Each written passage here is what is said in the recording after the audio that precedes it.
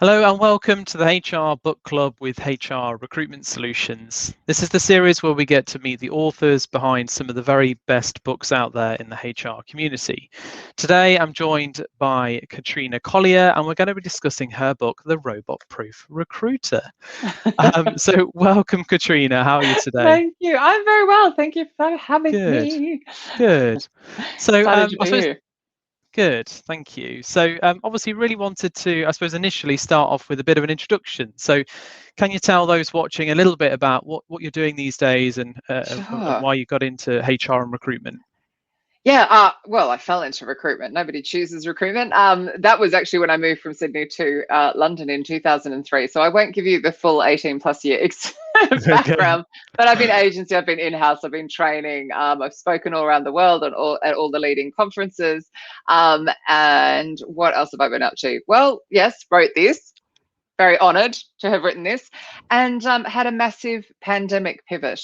I'm not alone in having a pandemic pivot, but actually, by losing every last single penny of my income in March last year, it gave me the opportunity to really work out what I want to focus on going forward.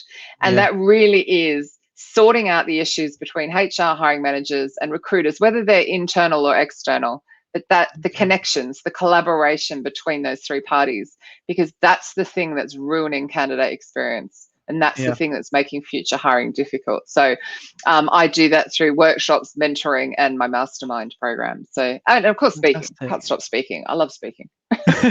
Good, That's what I'm good, up to. I'm on a mission. good. So outside of speaking and the book Mm, then, so mm. tell us what is the Robot-Proof Recruiter all about? The robot-proof recruiter is a bit tongue-in-cheek. I'm basically saying I don't believe for 1 second that recruiters can be replaced by robots. However, I do think those that act as order takers, they're basically the hiring manager throws them a job description, it's ridiculous, and they just quite try and fill those roles. I believe they can be replaced. But to me, it's the ones that understand that we are people recruiting people, and that we need to use all of our superhuman skills and be very empathetic and curious, and all of the stuff that goes into recruitment, influencing, being fearless. Those that really use those skills are the ones that are going to succeed. And it also gives a background into the internet opened the door to you as a human being and your company or client. So it's like, what can people see? Because they have choice. When I started my career, let's go with 30. I think it might be more A while ago. years ago. No, it can't be. 29 sounds better. But I couldn't see what other jobs were out there. So it was Yeah. very much patriarchy, carrot or the stick, you did what you were told. Now it's like, oh, well, I can see there's, 390 million HR manager jobs out there. Bye. I'm not going Yeah. to put up with this anymore. So that there's been such a shift. So this is all about making sure you are human first, technology second in your recruitment, not ruining your reputation, so you make it easier for yourself. That's probably it in a nutshell, I think. Yeah. Yeah, Maybe. no, I think certainly from what I've read of it, it certainly seems to be Mm, that way, and I agree with a lot of the stuff that's in there as well. So yeah. yeah, very That's very because you pleased that haven't you wrote got the to the book. rest of it that you might not have Yeah, known. yeah, the rest of it which tells us that actually it's all a joke. Yeah. It's all about He robots. gets to the final chapter and goes, oh. Um, so what motivated you to obviously you've clearly got that passion for it and got Yeah. something you wanted to get out there, but how did it sort of come about and what motivated you No, to write the book? I didn't know I was going to write a book. This was a Okay. really, really funny thing. I didn't know. And Coke and Page got in touch with me. Now, I know Perry Tim sent them my way. Thank you, Perry. Okay. But I didn't know I was going to write a book. And of course, I was like inner child glee. I was like, let me write a book. I'm going to write this. It's going to be this. And I knew instantly, because there are far too many HR technology vendors or companies out there who are saying, we can replace you with AI, or we Yeah. can replace you with machine learning, or whatever rubbish they're coming up with this week.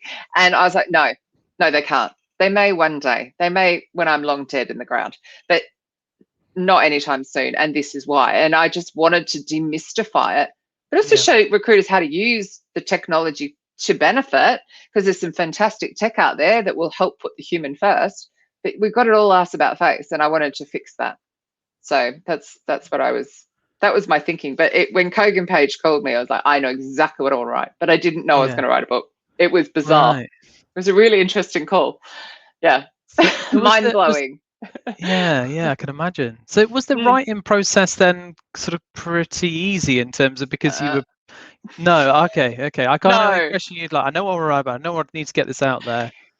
Yeah, there's knowing what you want to write about, and then there's writing it. Yeah. So, I mean, the first thing I did was actually work out how many words I had to write. So that was picking up Perry's book and picking up Mervin's book All and going, right. I want mine to weigh in the middle. Because actually, I think people do Yeah. judge of what it weighs like.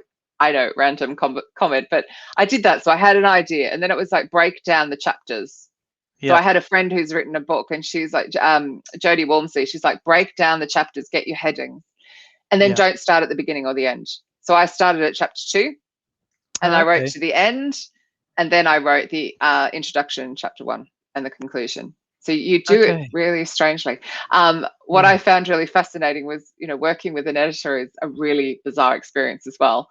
And he would say things like, well, you need to make that an inline quote. And I go, what?